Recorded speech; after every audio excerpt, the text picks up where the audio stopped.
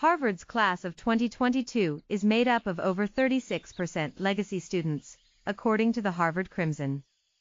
The year before, the share of the freshman class was just over 29%. As of 2015, legacies were 5 times more likely to get into the world-famous university than applicants without relatives who went to Harvard.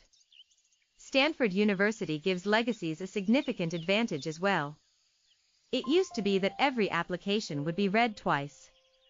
Now only one reading is guaranteed, although thanks Mom and Dad every legacy application still gets 2 sets of eyes. A 2013 Stanford magazine article about the school's admissions process reported.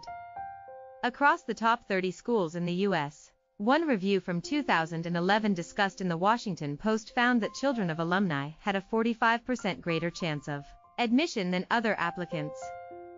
The issue of legacy admissions is especially pertinent in light of recent news.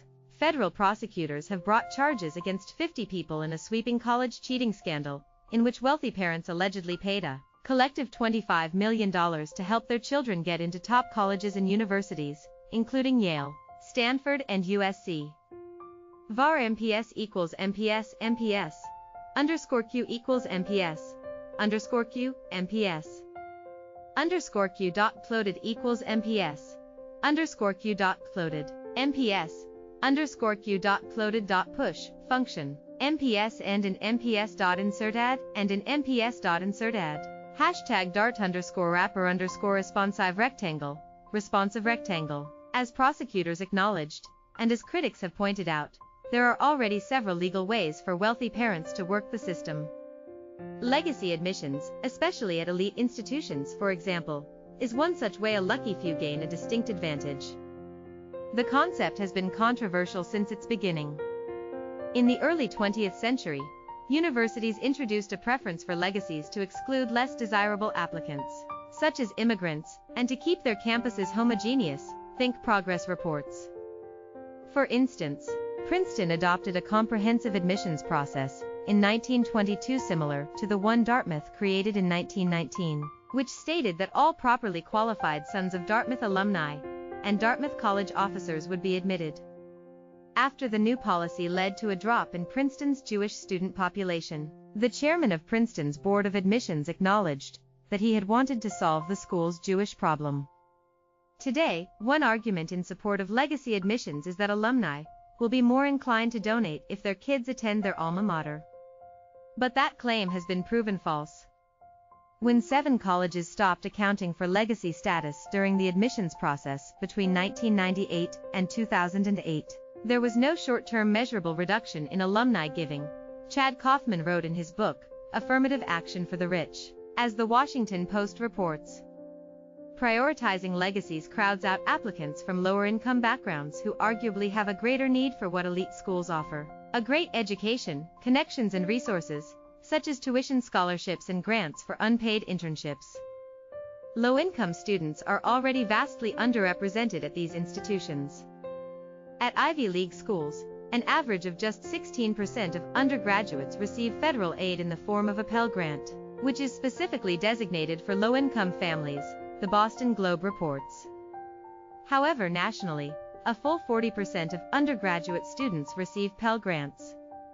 Legacy students tend to be wealthy and white, 2 demographics that are already disproportionately represented at many colleges, especially the most selective ones.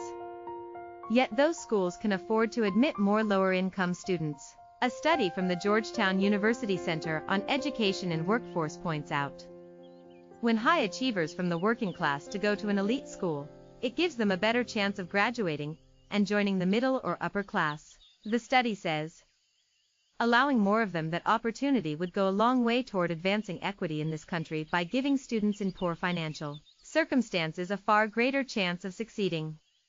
Elite institutions such as Harvard and Yale have increased their share of low-income students in recent years.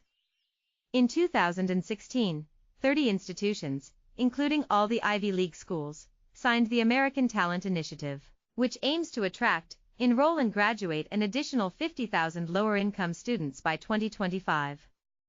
That's heartening, given that America's current outdated system of giving preference to the relatives of former students is essentially cheating, says Richard V. Reeves, author of the book Dream Hoarders and a senior fellow in economic studies and director of the Future of the Middle Class initiative at the Brookings Institute. To operate a hereditary principle in college admissions, he tells CNBC Make It, is unfair. Especially for a country that tells itself it is a meritocracy. Reeves went to Oxford, but he says, that didn't ensure his son's admission. When his son applied, he didn't get in, and it would have been seen as preposterously unfair if his son had been admitted simply because his father is an alum, Reeves says. So we might have a hereditary monarchy in the UK, but by the way, the members of that monarchy don't get to go to Oxford and Cambridge anymore, either, because they don't get good enough grades. That kind of preference for legacy admissions in the UK disappeared in the 20th century, he says. By contrast, the way we organize our education system in the US, he says, excludes many of those in the bottom 80%. The system is destroying the American dream, rather than living it. This is an updated version of a previously published article. Like this story. Subscribe to CNBC Make It on YouTube. Don't miss 7 of the most shocking allegations of the $25 million college admissions scandal.